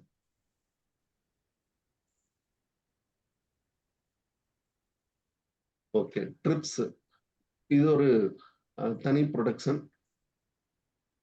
Intellectual property இல்லையா? ட்ரிப்ஸ் அப்படின்னா ஐபி அப்படின்னா இன்டலெக்சுவல் ப்ராப்பர்ட்டி. இன்டலெக்சுவல் ப்ராப்பர்ட்டி வந்து 7 ஏரியாவில் கொண்டு வராங்க. IP intellectual property, production of IP, production of IPs. அதுதான் இங்க நம்ம பார்க்கணும். Copyright, trademark, patent, industrial design, geographical indication, அதாவது புவிசார் குறியீடு, அது எல்லாமே இங்கிருந்து தான் வருதுங்க. Integrated circuit layout, undisclosed information, இது மாதிரி கொடுக்குறாங்க. 20 வருஷத்துக்கு தருவாங்க. நீங்க புதிய கண்டுபிடிப்புகள் ஏற்படுத்தப்பட்டால் அதுக்கு 20 இயர்ஸ் பேட்டன் ரைட்ஸ் வாங்கிக்கலாம். இந்த பேட்டன் இருக்கிறப்ப வேற யாரும் பயன்படுத்த முடியாது. இன்கேஸ் பயன்படுத்தினா உங்களுக்கு என்ன பண்ணணும்? ராயல்ட்டியை ப்ரொவைட் பண்ணணும். அதன் மூலமா ஏர்னிங்ஸ் பண்ணலாம் அப்படின்னு சொல்றது ட்ரிப்ஸ் அக்ரிமெண்ட். ட்ரிப்ஸ்ங்கிறது இன்டலெக்சுவல் ப்ராப்பர்ட்டி. இன்டலெக்சுவல் ப்ராப்பர்ட்டி காப்புரிமை உடைய சொத்துக்கள், காப்புரிமை சொத்துக்கள். அதை பத்தி பேசுறது. காட்ஸ்ங்கிறது சர்வீஸை பத்தி பேசுறது. அக்ரிகல்ச்சருக்கும் நம்ம கொடுக்குறோம். அக்ரிகல்ச்சருக்கும் இருக்கு. டெக்ஸ்டைல் அண்ட் கிளாத்திங்க்கு ஸ்பெஷல் ஒப்பந்தம் இருக்கு. WTOல ஸ்பெஷல் ஒப்பந்தம் இருக்கு. ட்ரிம்ஸ் வந்து இப்போ இல்ல. ட்ரிம்ஸ் இன்வெஸ்ட்மெண்ட் ரிலேட்டட் மேட்டரை வந்து விட்டுட்டாங்க. அது வந்து முழுக்க முழுக்க IFC இவங்க எல்லாமே எடுத்துக்கிறாங்க. ஓகே, காட்ல இருந்துச்சுங்க. காட்ல வந்து ட்ரிம்ஸ் அப்படின்றது இருந்துச்சு. WTOல இல்ல. UNCTAD, national conference on trade and development, national conference on trade and development established 1964. Head quarters அதே தான், ஜெனீவா, சுவிட்சர்லாந்து. அப்ப இந்த ரெண்டும் பாத்தீங்க அப்படின்னா ஜெனீவா, சுவிட்சர்லாந்துல தான் வரும். இது ட்ரேட் ரிலேட்டட் மேட்டர், புரியுதாங்க? WTOவும் UNCTADங்கிறதும் நமக்கு முழுக்க முழுக்க ட்ரேட் ரிலேட்டட் மேட்டர்ஸ் பத்தி தான் டிஸ்கஸ் பண்ணோம். அதனால இந்த ரெண்டும் பாத்தீங்கன்னா ஒரே இடத்துல இருக்கும். IMF, IBRD பொறுத்த வரைக்கும் ஒரே இடத்துல நம்ம வச்சிருக்கோம். அதே மாதிரிதான் இங்கேயும். இந்த ரெண்டுமே நமக்கு பாத்தீங்க அப்படின்னா ஜெனீவா தான். இந்த ரெண்டுமே நமக்கு ஜெனீவா தான். இதுல 194 மெம்பர் நேஷன்ஸ் இருக்காங்க. இவங்களுடைய எய்டு, இவங்களுடைய எதுக்காக வராங்க அப்படின்னா இன்டகிரேஷன், ஒருங்கிணைப்பு. இதெல்லாம் ஒருங்கிணைப்பு செய்யறாங்க. ஒருங்கிணைப்பு of developing countries, developing countries into global economy, developing countries into global economy, promote development friendly policy. Development friendly policy எல்லாமே பாத்தீங்கன்னா ட்ரேடு தான். இது முழுக்க முழுக்க ட்ரேடு தான். இன்டர் கவர்மெண்டல் டெலிபரேஷன்ஸ், அதாவது கவர்மெண்ட் தானாக முன் வந்து என்னென்ன மாதிரியான லிபரேஷன் கொடுக்குறாங்க, அதாவது தளர்வுகள் என்னென்னலாம் கொடுக்குறாங்க. ட்ரேடுல ஏற்படக்கூடிய ஃப்ரெண்ட்லி ரிலேஷன்ஸ், அதை பத்தி இங்க கொண்டு வராங்க. Friendly relationship. Okay, research policy analysis, data collection, technical assistance, cooperation with other organisation, இது எல்லாமே இவங்களோட கட்டுப்பாட்டுல இருக்கு. மேஜர் ஆர்கன்ஸ் அப்படின்னு பாத்தீங்கன்னா இவங்கள, அதாவது அமைப்பு, இந்த அமைப்பினுடைய அங்கங்கள் அப்படின்னு பாத்தீங்க அப்படின்னா அட்மினிஸ்ட்ரேஷன்ல ட்ரேட் டெவலப்மெண்ட் போர்டுன்னு தனியா ஒரு போர்டு இருக்கு.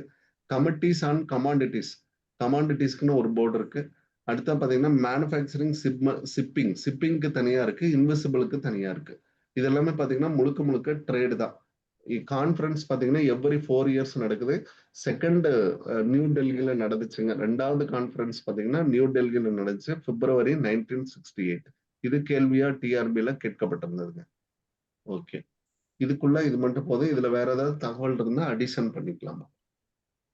சார், சொல்லுங்கம்மா. Members 195 sir. 95 வாங்க. பாலஸ்தீன் வந்து லாஸ்ட் அதை ஜாயின் பண்ணிருக்கேன். ஓகே, லாஸ்டா வந்து பாலஸ்தீனம் சேர்ந்திருக்காங்க.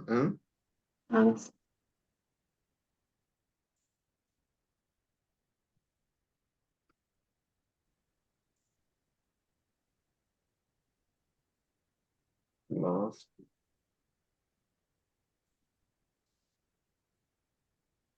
பாலஸ்தீனம்.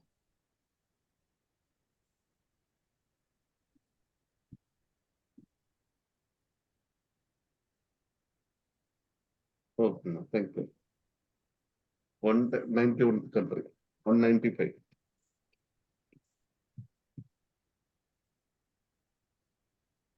இணையதர் வேற ஏதாவது சொல்ல வேண்டியது இருந்தா சொல்லிடுங்க சார். மற்றது எல்லாமே உங்களுக்கு அவுட் ஃபோக்கஸ் சார். இது படிச்சாலும் உங்களுக்கு மனசுல நிக்காது. ரொம்ப போட்டு மெனக்கிட வேண்டாம். வாட் இஸ் வாட், நமக்கு இதுதான் வேணும் வேணும் வேணும்னு எடுத்துக்கிட்டு படிச்சு முடிச்சுட்டே வந்துருங்க. ஓகே, இதுல வேற ஏதாவது கேள்விகள் இருக்கமா?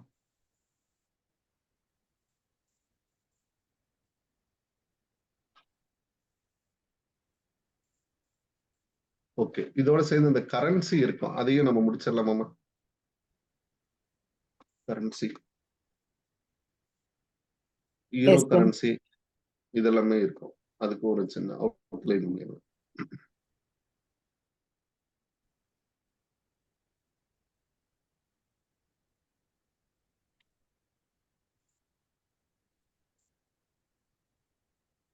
ஈரோ கரன்சி இல்லையாங்க?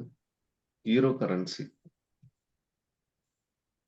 எஸ்டிஆர் இதெல்லாம் படிக்கிறப்போ ஈரோ கரன்சியை நம்ம படிக்கணும். இதெல்லாம் ஒரு சின்ன சின்ன பாக்ஸ் மாதிரி வச்சிருக்கேன், குயிக்கா இருக்கும் உங்களுக்கு அண்டர்ஸ்டாண்டிங்.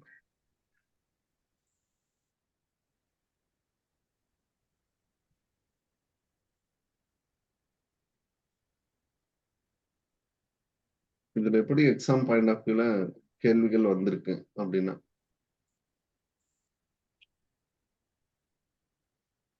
ஈரோ கரன்சி அபிஷியலி நேம்டு எப்ப கொண்டு வந்தாங்க அப்படின்னா 16th December 1995. Introduced 99 electronic based. 2022 காயினா நோட்டா அச்சிடுறாங்க.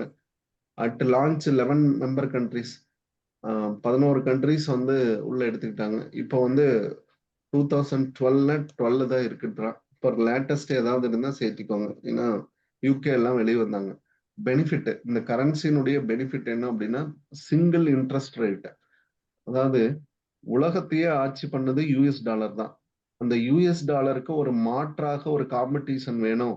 நாம மேஜர் கான்ட்ரிபியூட்டர், நாம ஏன் வந்து யூஎஸ் டாலர்ல ட்ரேட் பண்ணணும் அப்படின்னு முடிவு பண்ணி யூரோப்பியன் யூனியன் எல்லாமே சேர்ந்து உருவாக்கப்பட்டதுதான் இந்த ஈரோ கரன்சி. இந்த ஈரோ கரன்சியினுடைய மிக முக்கியமான பார்ட் என்ன அப்படின்னா, இதுவும் ட்ரேடபிள் கரன்சியா மாறுச்சுங்க. இதுவும் ஒரு ட்ரேடபிள் கரன்சி. அடுத்த பாத்தீங்கன்னா நோ பிக்சட் ரிஸ்க். இதுல எந்த வித ஃபாரின் எக்ஸ்சேஞ்ச் ரிஸ்க்கும் கிடையாது. Easily transferable foreign exchange risk, ஃபோரெக்ஸ்ன்னு வச்சுக்கிறாங்க. No forex risk. Risk deep financial market. Euro கரன்சியினுடைய மார்க்கெட் ஹப் வந்து லண்டன் தான். ஸ்டில் நவ் இப்போ அங்கதான் இருக்கு. ஈரோ டாலர் அப்படின்றது US dollar deposit outside USA. இந்த இது ஒண்ணு கேட்டிருந்தாங்க. ஈரோ கரன்சி, ஈரோ டாலர் அப்படின்றது US dollar deposit outside USA.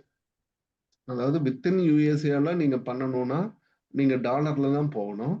அதை தாண்டி நீங்க போயிட்டு ட்ரேட் பண்றீங்க அப்படின்னா ஈரோ டாலர்லயும் நீங்க ட்ரேட் பண்ணலாம் அப்படின்றதான் அதனுடைய டெஃபினிஷன். இது ஒரு கேள்வியில கேட்டிருந்தாங்க, ஏதோ ஒரு டிஆர்பி கொஸ்டின்ஸ்ல வந்ததுங்க. ஓகே, இதுல வேற ஏதாவது இடங்கள் வேணும் அப்படின்னா சொல்லுங்க, அதையும் நம்ம குறிப்புகள் எடுத்துடலாம்.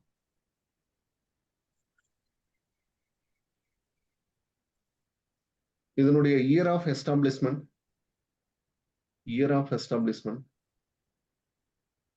அதையும் ஒரு வாட்டி பார்த்துடலாமே. இந்த முக்கியமான இந்த நேத்து நம்ம ஒரு சிலது சொல்லிட்டு இருந்தோம் இல்லைங்களா, அதனுடைய இயர் ஆஃப் எஸ்டாப்ளிஷ்மெண்ட்.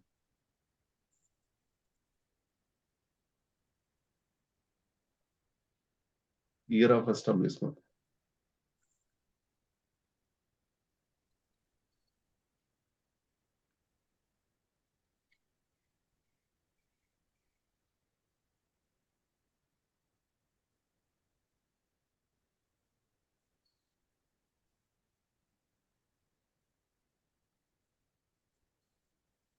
இதெல்லாம் ஒரு அவுட்லுக் பண்ணிடுங்க. ஏசியான், இயு, ஏசியானுங்கிறது 1967, இயுங்கிறது யூரோப்பியன் யூனியன் 57, இஇசி வந்து 58, நாப்டா 94, 2020 யூஎஸ் எம்சிஎன்னு மாத்திட்டாங்க. சார்க்குங்கிறது 85, சாஃப்டாங்கிறது 95, ஆபரேஷனுக்கு வந்தது 2006, பிரிக்ஸ் 2009, நேஷனல் அதாவது என்டிபி, என்டிபிங்கிறது நேஷனல் பேங்க்ஸ் இவங்களும் ஒரு பேங்க்ஸ் வச்சிருக்காங்க. அதாவது எப்படி டெவலப்மெண்ட் பேங்க்ஸ் அப்படின்னு நம்ம ஆசியன் டெவலப்மெண்ட் பேங்க் கொடுத்துருக்காங்க, அதே மாதிரி பிரிக்ஸுக்கும் ஒரு வங்கி செயல்பட்டு வருது. அந்த டெவலப்மெண்ட் பேங்க்ஸ் பாத்தீங்க அப்படின்னா 2015 ஸ்டார்ட் பண்ணாங்க, ஓபிஎஸ்சி. இது மட்டும் தனியா விட்டுட்டோம், நேற்று நம்ம டிஸ்கஸ் பண்ணவே இல்லை. ஓபிஎஸ்சி அப்படின்னு சொல்லப்படுறது oil producing and exporting countries, அப்படிதான் நம்ம சொல்லுவோம். Organisation of petroleum exporting country. Okay, அதான் அவங்களுடைய கூட்டமைப்பு தான். அதை முழுசா எழுதிடலாம். ஜஸ்ட் இதுக்கு ஒரு இது எடுத்துங்க. ஏன்னா இது எல்லாமே இப்படி ஒரு short form. Mostly last minute ப்ரிப்பரேஷனுங்கிறத இப்படிதான் நம்ம பண்ணி வச்சிருக்கணும். கட்டமா போட்டு அங்க ஏதோ ஒரு பக்கம் எழுதி வச்சிடணும். இப்போ நான் மோர் டிஜிட்டல் அப்படின்றதுனால உங்களுக்கு நிறைய சொல்லணும் அப்படின்றதுனால இதுலயே அடிச்சிடணுங்க. மோஸ்ட்லி கம்ப்யூட்டர்லயே அடிச்சு வச்சிட்டோம் அப்படின்னா மறுபடியும் நம்ம எடுத்துக்கலாம் அப்படின்றதுக்காக.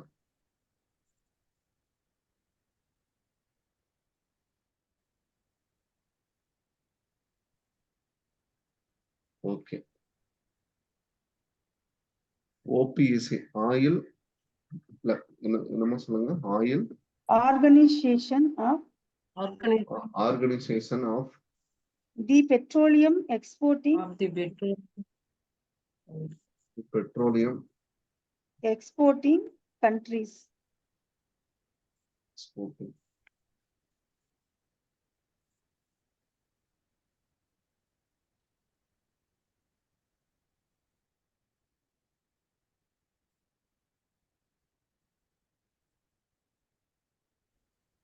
Organization of Petroleum Exporting Countries founded 1960 இல்லையாங்க. ஹெட் குவார்டர்ஸ் வியன்னாவில் இருக்கு. வியன்னா அப்படின்றது எந்த நாட்டில் இருக்குங்க? ஈரான், ஈராக், குவைத், எதில் இருக்கு Vienna? Which country is called Vienna? Iraq. Okay, Iraq. Okay, founder இவங்க தான். மேஜர் ஃபவுண்டர்ஸ் வந்து இவங்க தான். Iran, Iraq, Kuwait, Saudi Arabia, வெனின்சுலா, எங்கெல்லாம் ஆயில் இருக்கோ அவங்க தான். இவங்களை கட்டுப்படுத்துறதும் யூஎஸ் தான் கட்டுப்படுத்துதுங்க. கரண்ட்லி 15 மெம்பர்ஸ் இருக்காங்க. இதுல அமெரிக்கா, மிடில் ஈஸ்ட், ஆப்பிரிக்கன் கண்ட்ரிஸும் இருக்காங்கன்னு அர்த்தம். இதுல சவுத் அமெரிக்கா. ஓகே, அடுத்த பாத்தீங்கன்னா மிஷன் கோஆர்டினேட் ஆயில் பாலிசிஸ். இதனுடைய நோக்கமே இதுதாங்க, அவ்வளவுதான். இது தாண்டி வேற எதுவும் படிக்க வேண்டாம். Coordinate oil policy, stabilise prices, உலக நாடுகளுக்கு விற்கக்கூடிய பிரைஸை ஸ்டெபிளைஸ் பண்றது, ஃபேர் இன்கம் டிசைட் பண்றது. மேஜர் இம்போர்ட்டர் இந்தியா தான். நம்ம 86% இம்போர்ட் பண்றோம். அது இல்லாம எல்பிஜி ஃப்ரம் 95% எல்பிஜியை ஓபிஇசில இருந்து தான் நம்ம பெறோம். இது ரொம்ப ரொம்ப முக்கியமான பார்ட்டுங்க. அப்ப இதுக்குள்ள அந்த பார்ட் அது எல்லாமே வந்துருச்சுங்க மோஸ்ட்லி. இது இல்லாம வேற ஏதாவது பகுதிகள் வேணுமாங்க அப்படின்னு சொல்லிட்டு இருந்தீங்கன்னா 13 members sir. 13. இப்ப இருக்கிறதாங்க. Yes sir, இப்ப கரண்டா 13 members. ஓகே, 2020ல வந்து ஈக்விட்டர் அப்படிங்கிற கண்ட்ரிஸ் வந்து நீக்கிருக்காங்க. ரிமூவ் பண்ணிட்டாங்க. ஓகே, இப்போ வந்து 13 இருக்கு அப்படின்றாங்க. Presently 13 presently. ஈக்வட்டார் கத்தாருங்களா? கத்தார் வந்து வெளிவந்துருங்களா? கத்தார் வந்து இங்க குவைத்துல. Okay, Ecuador. சார் வியன்னா ஆஸ்திரியான்னு ஆஸ்திரியாவில் சார் வியன்னா ஆஸ்திரியால இருக்கு. ஆஸ்திரியா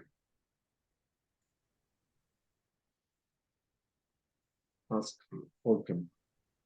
ஏதோ ஒரு இம்பார்ட்டன்டான ஒரு பிளேஸை வச்சிருப்பாங்க உங்களுக்குள்ள. ஓகே, இப்படி ஒரு குறிப்புகள் மட்டும் அப்படி ஒரு பாக்ஸ் மட்டும் போட்டு வச்சுக்கிட்டோம் அப்படின்னாங்க ஈஸியா இருக்கும். நம்ம லாஸ்ட் மினிட் ப்ரிப்பரேஷன்ஸ் வந்து ஒவ்வொரு வாட்டியும் உள்ள போய் நம்ம எடுத்துட்டு வர முடியாதுங்க. பிரிக்ஸ், நமக்கு பிரிக்ஸை பத்தி சொல்லணும்னா அதுல இந்த நியூ டெவலப்மெண்ட் பேங்க் அப்படின்னு ஒண்ணு வருங்க. நியூ டெவலப்மெண்ட் பேங்க் பிரிக்ஸ் நாடுகள். இதெல்லாம் டிஎன்பிசி. சார் அந்த ஓபிஇசில அந்த கத்தார் பிரசன்ட்லி கேம் அவுட் அது மாதிரி ஏதாவது? ஓகே, அதாவது பிரசன்ட்லி எக்ஸிட். கடைசியா அவங்க வெளியே வந்துட்டாங்க. இப்போ பிரசன்ட்லி 13 நாடுகள் தான் இருக்காங்க. பிரசன்ட்லி 13 மெம்பர்ஸ், 13 மெம்பர் நேஷன் தான் இருக்காங்க.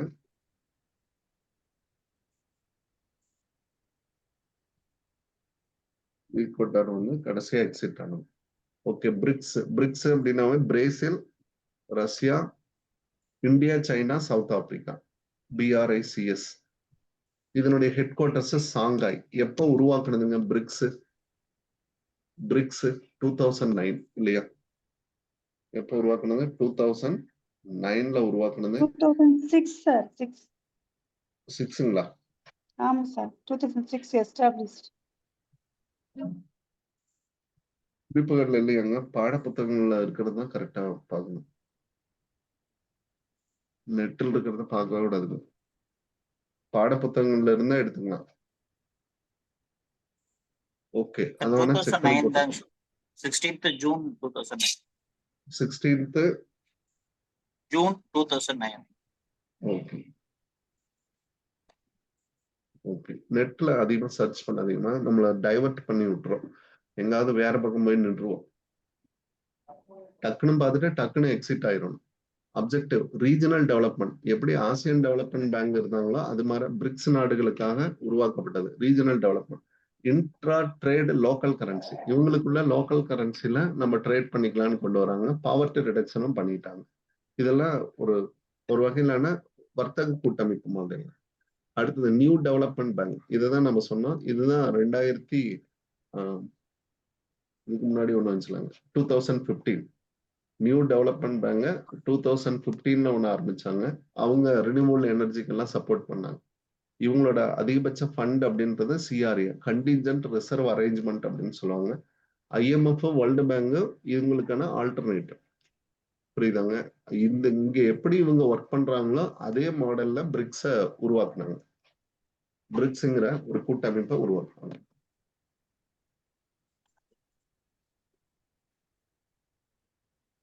சார்க்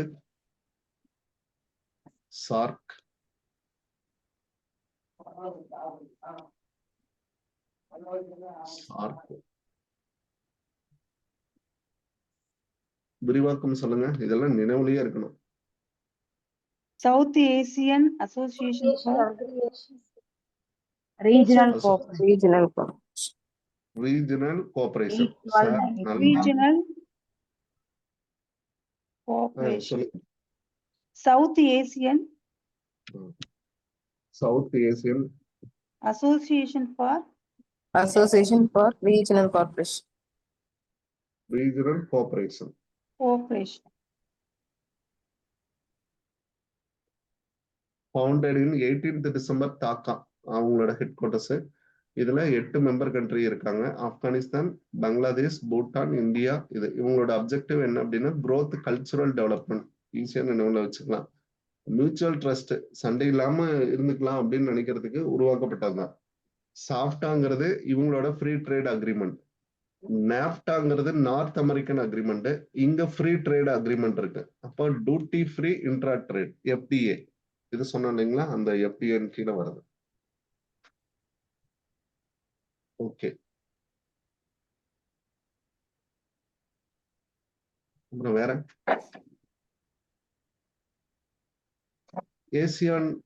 ஏசியானுடைய கண்ட்ரிஸ் இதெல்லாம் பார்த்துட்டீங்க.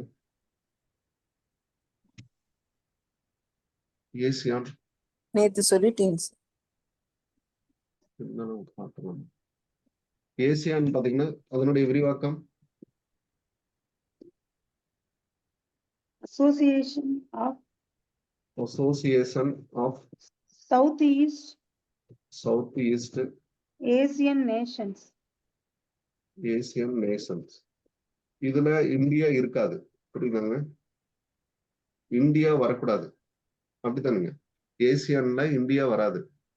புரியுதாமா? சார் ஓகே, அடிக்கடி நினைவுல வச்சுக்கணும். ஏன்னா எல்லாத்தையும் படிப்போம், அதுல நாம இருக்கிறோம் அப்படின்னு நாமளாவே நினைச்சுக்குவோம். அதுல நாம இருக்கவே மாட்டோம். அந்த மாதிரி 8th August founded 67.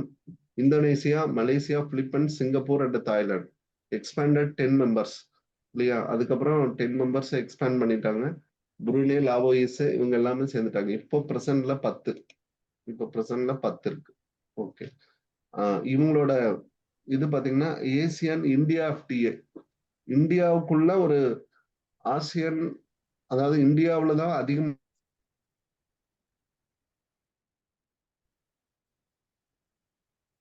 Market sir. கன்சம்ஷனா India தான். காரணம் என்ன அப்படின்னா செல்ஃப் ரிலையன்ஸ்ல சைனா போயிடுறாங்க, மக்கள் அதிகமா இருக்கிறது இங்கதான். அதனால ஏசியனுக்கும் இந்தியாவுக்கும் ஒரு ஃப்ரீ ட்ரேட் பண்ணியிருக்காங்க பாருங்க. ஏசியாவுக்கும் நமக்கும் ஒரு ஃப்ரீ ட்ரேடு நடந்திருக்கு January 2010. Asian India FTA free trade agreement. Okay, இதுக்கு முன்னாடி இன்னொரு பார்ட் ஒண்ணு இருக்குமா?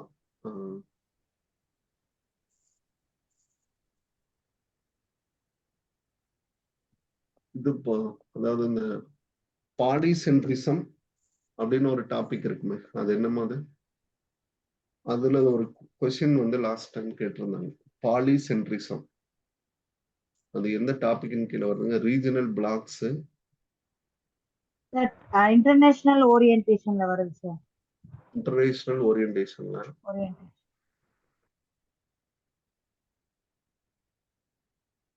ரீஜனல் பிளாக்ங்கிறதுல RDA ட்ரேட் அக்ரிமெண்ட் அப்படின்ட்டு வரும்.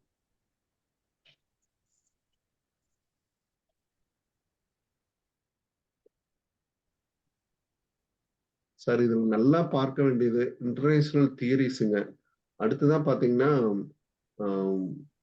இந்த மெத்தட் ஆஃப் என்ட்ரி. நான் ஆரம்பத்திலேயே சொல்ல method of entry, BOP, quota. அடுத்ததான் பாத்தீங்கன்னா இந்த IMF, வேர்ல்டு பேங்க், இந்த குரூப்ஸ். இப்போ இதெல்லாம் நமக்கு புதுசா சேர்த்திருக்காங்க, ASEAN, NAFTA இதெல்லாமே. அதனால இதெல்லாமே ஒரு கிளான்ஸ் நம்ம பார்த்துறதா நல்லது. இந்த பாலிசென்ட்ரிசம், இன்டர்நேஷனல் ஓரியன்டேஷன் அப்படின்னு கொடுப்போம் இல்லையாங்க? இது ஒரு கொஸ்டின் வந்து நமக்கு கேட்டிருந்தாங்க.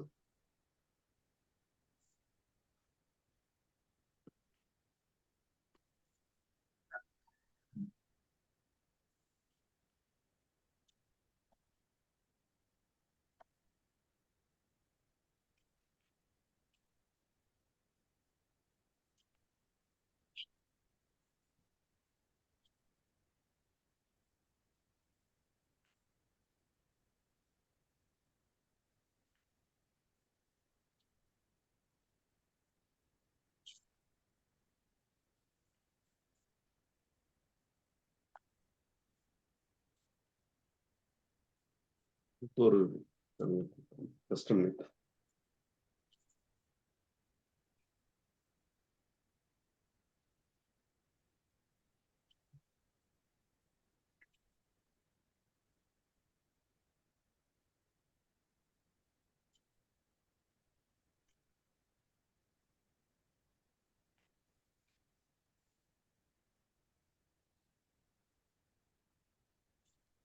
ஒரே ஒரு கொஸ்டின் மட்டும் 2019 TRBல வந்துருச்சுங்க இல்லைங்க?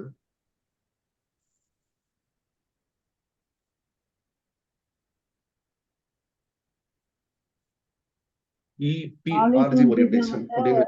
மல்டிநேஷனல் ஓரியன்டேஷன் ஆன்சர் சார் இதுல ஒண்ணு இல்லைங்க. அதாவது எத்தனோ சென்ட்ரிக் அப்படின்னா ஹோம் கண்ட்ரிய பேஸ் பண்ணி வருது. எத்தனோ அப்படின்னா ஹோம் கண்ட்ரிய பேஸ் பண்ணி வருதுமா. அதாவது மார்க்கெட் எப்படி இருக்கும் அப்படின்னு பாத்தீங்கன்னா market view based on home market. Sir இந்தியாவை மையப்படுத்தி வந்தாங்க அப்படின்னா இப்போ ஹோம் கண்ட்ரி, ஹோஸ்ட் கண்ட்ரின்னு சொல்லுவோம் இல்லைங்களா? அப்போ அன்னைக்கு இதை பத்தி பேசணும். அதாவது ஹோஸ்ட், ஹோம் இந்த ரெண்டையும் எடுத்துக்கோங்க. ஒரு கண்ட்ரி இம்போர்ட் பண்றாங்க அப்படின்னா அவங்க வந்து ஹோஸ்ட் கண்ட்ரி இல்லையாங்க. இம்போர்ட் பண்றவங்க ஹோஸ்ட் கண்ட்ரி. இப்போ இந்தியா வந்து இம்போர்ட் பண்ணுது அப்படின்னா அவங்க ஹோஸ்ட் கண்ட்ரி. இப்போ அந்த கம்பெனி வந்து யூஎஸ்ல இருக்காங்க அப்படின்னா யூஎஸ்ஏ அப்படின்னு எடுத்துக்கிட்டீங்கன்னா இவங்க வந்து எக்ஸ்போர்ட்டராக இருப்பாங்க. இவங்க வந்து எக்ஸ்போர்ட்டர் ஹோம் கண்ட்ரி. அதாவது அந்த கம்பெனியினுடைய ரிஜிஸ்ட்ரேஷன் அங்க இருக்கும். கம்பெனி வந்து ரிஜிஸ்டர்டு. எக்ஸாம்பிளுக்கு மைக்ரோசாஃப்ட். ஓகே, இப்படி எடுத்துக்கிட்டீங்கன்னா ஈஸி. அதனோட ஆபரேஷன்ஸ் பிரான்ச்சஸ் எல்லாம் எங்க இருக்கும்? ஹோஸ்ட்ல இருக்கும். பிரான்ச்சஸ் எல்லாம் இங்க இருக்கும். இப்படி எடுத்துக்கிட்டீங்கன்னா ஈஸி. அப்போ ஹோம் கண்ட்ரிங்கிறது யாரை மையப்படுத்தி வருவாங்க அப்படின்னா எக்ஸ்போர்ட்டரை மையப்படுத்தி வருவாங்க. Home market superior. Home market superior. Foreign seen as extension. Foreign seen as extension. அவங்களுடைய வளர்ச்சி இதை நோக்கி தான் இருக்கும். Domestic strategy extended abroad. பாருங்க, தன்னிடம் இருக்கக்கூடியதை அவங்க என்ன பண்றாங்க, மற்ற நாடுகளுக்கு கொண்டு போகணும்னு நினைக்கிறாங்க.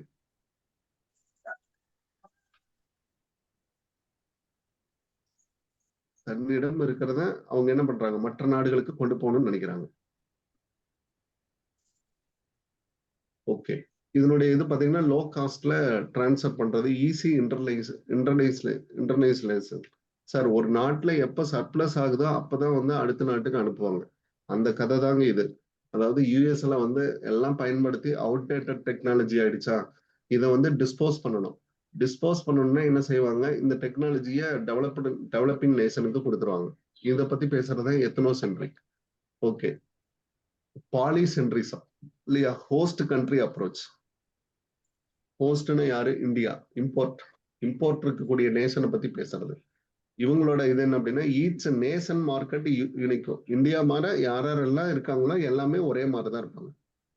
ஓகே, இதுல டிஆர்பி கொஸ்டின்ஸ் பாத்தீங்கன்னா பாலிசென்ட்ரிசம், மல்டிநேஷனல் ஓரியன்டேஷன் அப்படின்னு கொண்டு வந்தாங்க. எல்லா நாடுகள்லயும்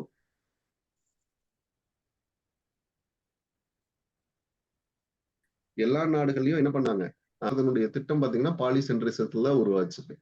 பாலிசென்ட்ரிசம் மார்க்கெட்டை வந்து எக்ஸ்பிளாய்டேஷன், பெட்டர் மார்க்கெட் எக்ஸ்பிளாய்டேஷன், இருக்கிறத எடுத்துக்கிறது, அபகரிச்சுக்கிறது. இதெல்லாம் ரீஜனோ அப்படின்னா ரீஜனல் ஓரியன்டேஷன். இதனோட மார்க்கெட் வியூ பாத்தீங்கன்னா காமனான கேரக்டர் இருக்கும்.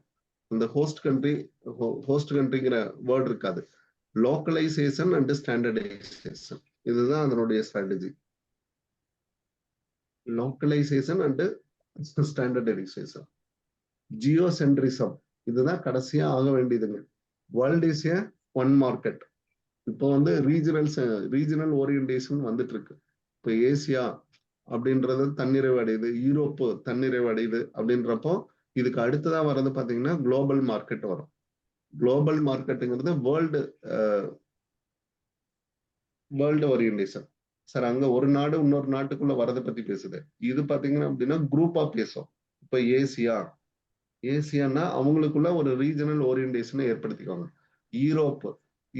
யூரோவெல்லாம் ஏற்படுத்திட்டாங்க. இஇசி எல்லாம் இப்படிதான் உருவாக்கப்பட்டது. இப்ப அமெரிக்கா அப்படின்னு எடுத்துக்கிட்டோம் அப்படின்னா அமெரிக்கா காண்டினென்ட், அவங்க ஒவ்வொரு உறுப்புகளும் உருவாக்குவாங்க, அவங்களுக்குள்ள ஒரு லோக்கலைசேஷன் பண்ணிக்குவாங்க. யூஎஸ் நம்ம சொல்றோம் இல்லைங்களா, இதெல்லாம் ரீஜனோ சென்ட்ரிசம். அவங்களுக்குள்ள அந்த அட்வான்டேஜஸை பகிர்ந்துக்குவாங்க, டிஃபரன்ஸை விட்டு கொடுத்துருவாங்க. வேர்ல்டுங்கிறது இனிமேல் ஆகக்கூடியது இதுதான். அதாவது உலக வர்த்தகத்துல அடுத்த பரிணாமம் அப்படின்னா வேர்ல்டு ஓரியன்டேஷன் தான் இருக்கும். உலகமே ஒரே மார்க்கெட்டின் கீழே வரப்போறதுங்க.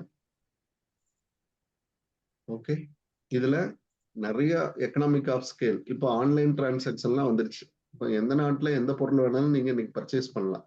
அப்போ பர்ச்சேஸ் பண்றப்போ ஆர்பிஐனுடைய ரெகுலேஷன்ஸ் இருக்கும். அதோட சேர்ந்து நம்ம என்ன பண்ணிக்கலாம், இந்த கண்ட்ரில இருந்து நம்ம வாங்குறோம் அப்படின்றத நமக்கு ரைட்ஸ் கிடைச்சிருச்சு அப்படின்னா நம்ம ஈஸியா பர்ச்சேஸ் பண்ணிடலாம். சொல்லி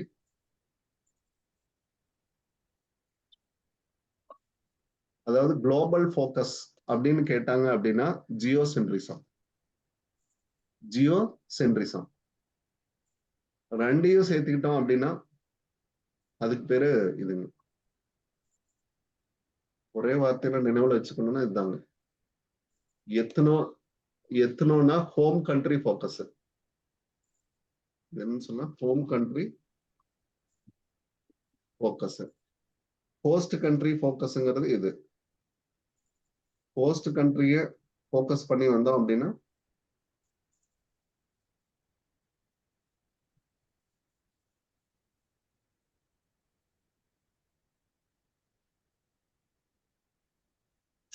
ஹோஸ்ட் கண்ட்ரிய மையப்படுத்தி வந்தோம் அப்படின்னா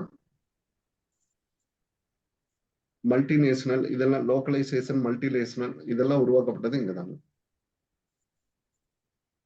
ஓகே, இந்த வேர்டு மட்டும் நினைவில் இருந்தா போதும்.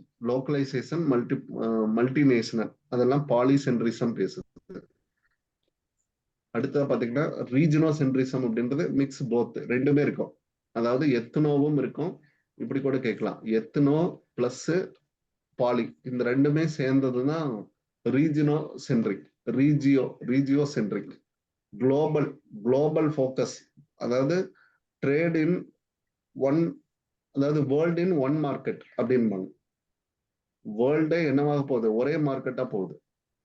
வேர்ல்ட் இன் ஒன் மார்க்கெட் அப்படின்னா எத்னோசென்ட்ரிசம்.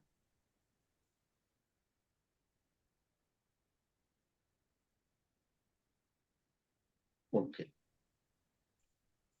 ஓகே, எப்போதுமே பாத்தீங்கன்னா படிக்கிறதுல இன்றைய நாள் நம்மளுதா இருக்கணும் அப்படின்னா மட்டும்தாங்க நம்மளுதா இருக்கும். ஒரு வரிசு ஒரு ஏதாவது ஒண்ணு இருந்துச்சுன்னா அப்படியே கடந்து போயிருங்க, வேற வழியே கிடையாது. நம்ம அதோட சேர்ந்து அப்படியே தான் டிராவல் பண்ணி ஆகணும். இன்னைக்கு படிக்க முடியல, முடிஞ்சு வரலாம் அதுக்குள்ள இன்வால்வ் ஆகுங்க, அதை விட்டு வெளியே மட்டும் போயிடாதீங்க. இப்போ நேத்து கிளாஸ் சரியா பண்ண முடியல, இன்னைக்கு காலையில பாருங்க நல்லா பண்றோம் இல்லையாங்க. அது மாதிரிதாங்க நமக்கு பிடிச்ச விஷயங்களை அது மறுபடியும் நம்ம லைனப்புக்கு வந்துடும். அதை விட்டு மட்டும் ஓடிடக்கூடாது. படிப்பும் அதே மாதிரிதான். தொடர்ந்து யாரு நல்லா படிச்சுக்கிட்டே இருக்காங்களோ அவங்களுக்கான வெற்றி வாய்ப்புகள் அவங்கள சார்ந்து வந்துகிட்டே இருக்கும். அதனால கான்பிடென்ட்லி நல்லா படிங்க.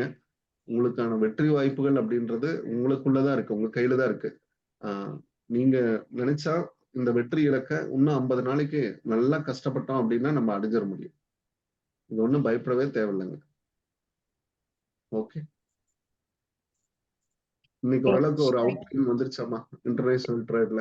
S sir, yes sir. இதை மட்டும் எடுத்துக்கோங்க போதும். ஒரு இதை மட்டும் எடுத்துக்கங்க. அடுத்ததான் பாத்தீங்கன்னா இந்த எல்லா கொஸ்டினும் இன்னைக்கு ஈவினிங் மட்டும் நம்ம என்ன பண்ணிடலாம், இந்த யூனிட்ல இருக்கக்கூடிய அந்த ப்ரீவியஸ் கொஸ்டின்ஸை மட்டும் எது சரியான ஆன்சர்னு பாத்திரலாமா, எதாவது தவறுகள் இருக்கு அந்த தவறுகள் இல்லாம மட்டும் பாத்திரலாம். சரியாமா? சரி. Okay, thank you very much. All the best. நல்லா ப்ரிப்பேர் பண்ணுங்க. இருக்கிற Thank டெஸ்ட் you, எல்லாம் sir. போட்டு Thank you, sir. தேங்க்யூங்க sir. Thank you, sir. Thank you sir. Thank you, sir.